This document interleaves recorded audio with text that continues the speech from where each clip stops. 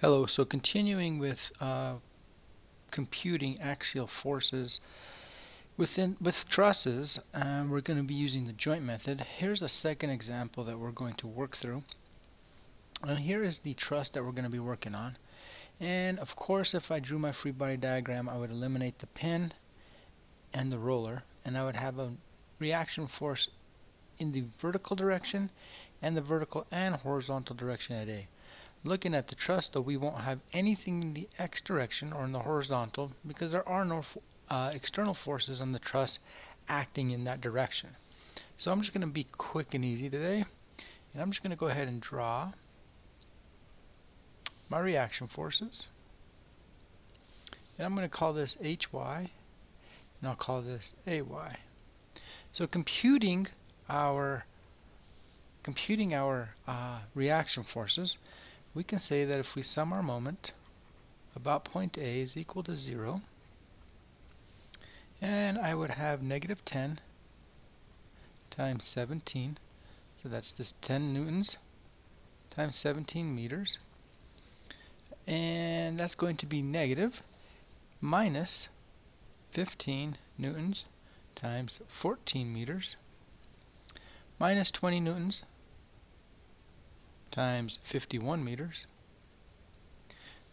Again, I'm just using these external forces plus HY times, and this full distance comes out to be 68 meters. And of course, that's all equal to 0. So we compute that HY comes out to 25 newtons. So I'm going to go ahead and write that in here, 25 newtons.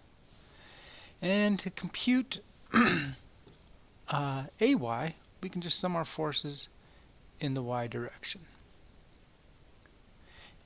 By doing that, we're going to have our unknown, which is AY, minus 10 newtons, minus 15 newtons, minus 20 newtons, and then we're going to add the reaction force at H, which is HY, which came out to be 25 newtons. So AY comes out to be 20 newtons. And if we look at this, we know that this angle is going to equal this angle, which is going to equal this angle, and they're all the same. So I'm going to compute that really quick by saying that tangent of alpha is equal to 8 meters over 17 meters. So alpha then is going to be the arc tangent of 8 over 17, which then comes out to be 25.2 degrees. So each one of these angles here would be alpha. Okay, so now let's get into the nitty-gritty. And I'm going to start right here at joint A. So when I draw this joint A, I'm going to have this force, and then I have AY going into it when we know AY was 20 newtons. Now if you think about it this way, if I just cut those two members right there, that's what I'm drawing. I'm just drawing the free body diagram of joint A. So I know that I'm solving for AB, and I know I'm solving for AC. And we know that this angle here is 25.2. So I can sum my forces in the y direction. And I can say that AB, and that's going to be the sine of 25.2. Then I'm going to say plus 20 newtons is all equal to 0. So AB comes out to be 46.97, but it's negative 46.97 newtons. So remember, we draw this in tension. We're assuming it in tension, but since it's negative, we're actually going to be 46.97 newtons in compression. That's what that negative comes out to be. So if you always draw them in tension, comes out negative, you know it'll be in tension. So if I sum my forces in the x, I'm going to have AC, which is going to be my unknown. Now remember that this AB vector is actually in compression. It's actually pushing down. So its x component is actually moving to the left. So that's going to be a negative 46.97 times the cosine of 25.2, all equal to 0. So putting that in my calculator, I get a positive 42.5 newtons. So that's going to be in tension. So note that these are my answers here. Alright, so we're done with joint A, and let's just kind of put a little X here and an X here, meaning that we've already solved for those two members. I'm going to go ahead and move up now to joint B right here, and I'm going to draw it out. So joint B is going to have a force here, a force going down, a force going to the right. That's what's going to do. That's what we're looking at joint B. Now BC we have not solved for, so we're going to be looking for it, and I drew it in tension. BD the same thing, but we do have AB, and we said that AB was in tension. AB was in tension, so we actually know that it's going into the pin. So remember, opposite and equal. If this is going to the left and pushing into the pin, opposite and equal would be pushing into the pin at B. And that was 46.97 newtons. So if I sum my force in the y direction, I'm going to get 46.97, and I'm going to have that as the cosine of 64.8. 64.8 degrees. And how do I get 64.8?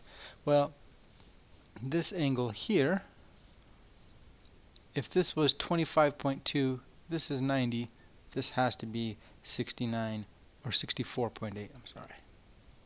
64.8. So, and then I have plus BC. I'm sorry, that's going to be negative BC. Subtract BC. Is all equal to 0. So when I take this to the other side, it becomes positive. So BC then is a positive 20 newtons in tension. And I kind of goofed on that, so I'm going to go ahead and reset, talk about what I did here. I sum my forces in the y at joint B. 46.97 is going into the joint at B because we found it was in compression. So if I look at this member AB, if I look at this member AB, and here is B and here is A, and it is in compression, well then if I cut it, remember if I cut it, it's pushing in opposite and equal. So you can see that it's pushing into the joints, which is going to be in compression. Alright. So if I sum my forces in the x direction, then I'll have BD, which is what I'm solving for. Now 46.97, its sense is to the right, so I'm going to say plus 46.97 newtons, and that's going to also be 64.8, but now we're using the sine of 64.8 is all equal to 0. So BD then comes out to be a negative 42.5. I'm going to rewrite that. A negative 42.5 newtons, and it's going to be in compression again because it became negative. Remember, we draw them, the unknowns, in tension. If they come out negative, then they are in compression. And in this case up here, it came out 46.97 in compression, member AB. So here I would draw in compression, meaning I'm going into the joint there. So let's look at joint C now.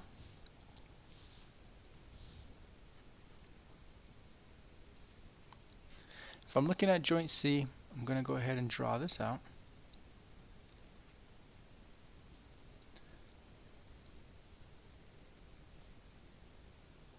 So I know the 10 newtons is going down. I'm going to be solving for CD, so I draw in tension. I'm going to be drawing CE in tension because I'd also be looking for CE. Now BC, I've already solved for. BC was 20 newtons in tension. So I will draw in tension. And AC is going to be also in tension. So I'm going to draw that 42.5 newtons, and that's also in tension. So if I sum my forces in the y direction, if you notice, that's what we do in the joint method. Lots of forces in the y, lots of forces in the x. No moments at this time until we get into the method of sections. So I sum my forces in the y. I get 20 newtons minus 10 newtons plus, and this would be alpha, so it's 25.2, plus CD times the sine of 25.2 degrees is all equal to 0. So I have this member, and this member all in the y. So simply solving for CD, I come up with a negative 23.5 newtons. So this is going to be in compression. Sum my forces in the x. I get negative 42.5 newtons. That is this right here. So it's going in the left direction. So I get negative 42.5. And then I'm going to, excuse me, subtract 23.5 newtons times the cosine of 25.2 plus CE. Now, why is this a negative 23.5? Well, we said that this member is in compression. CD is in compression. So realistically, this then is actually going in compression into the joint.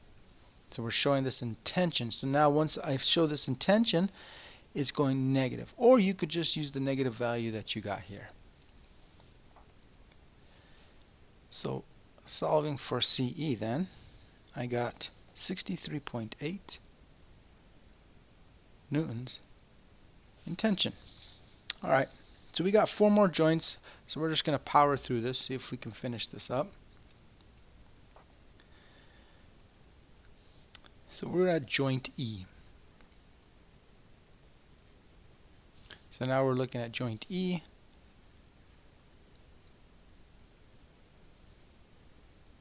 And we're looking at joint E, we're going to be solving for EG, again, draw it in tension, and DE, draw it in tension. This is the external force of 15 newtons, and this was CE, and if you go back to the notes, this came out to be in tension at 63.8 newtons. Now we could sum our forces in the y and the x, but we know just by looking at this, this is going to be 15 newtons, and EG is going to equal 63.8 newtons. They'd both be positive, so they're both in tension. Let's do joint F. Let's do joint F.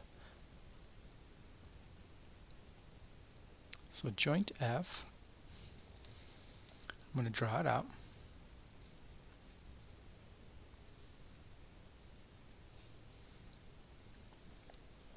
I'm going to be solving for DF, so I'm drawing it in tension.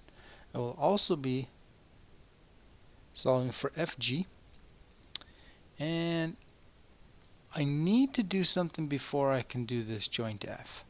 I will have 3 unknowns if I try to do joint F first. So what could I do? Well, let's go to joint H. And sometimes this is why you got to look at a truss and say, okay, I can do this now, do this one later. But if I look at joint H, I can draw it out. And I have HY. HY was 25 newtons. That was from the first little slide I had there.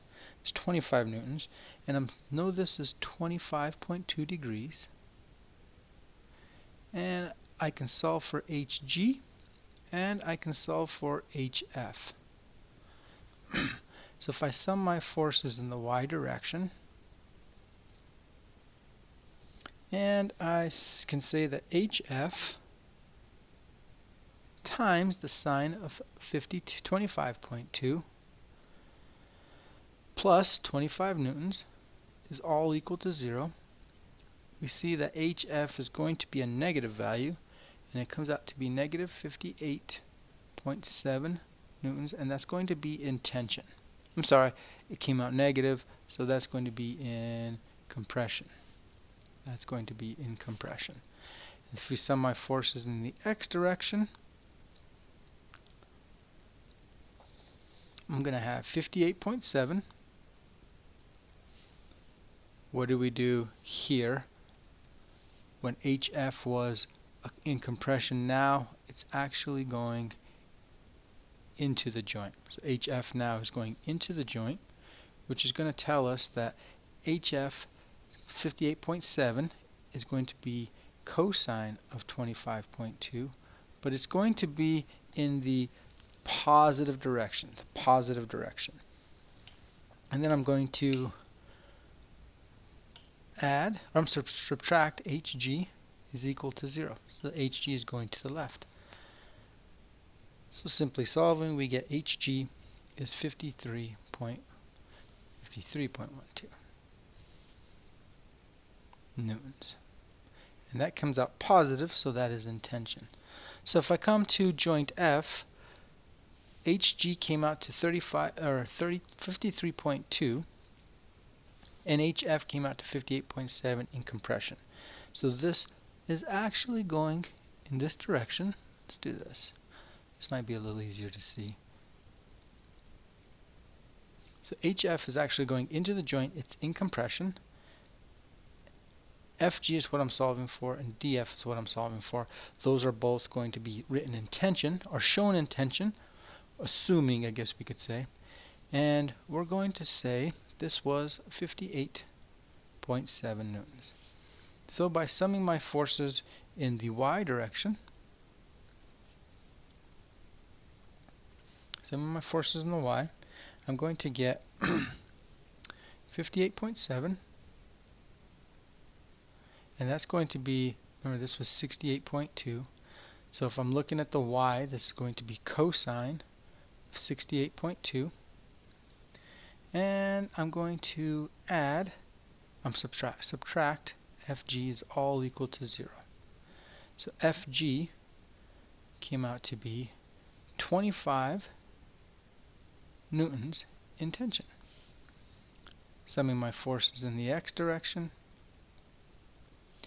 I get 58.7. Now in the x direction, this is actually going in the negative direction, times, and that's going to be the sine of 68.2 degrees. And I'm going to subtract df. So df comes out to be, let me see what are my notes. df came out to be 53.92. And it came out to be negative, so this is in compression. And then the last joint, let's just kind of scroll this up here. The last joint is going to be G, right here. So I'm going to try and do this one right here. Joint G. Wow. Joint G. So I'm going to write out the free body diagram. Let's draw this out.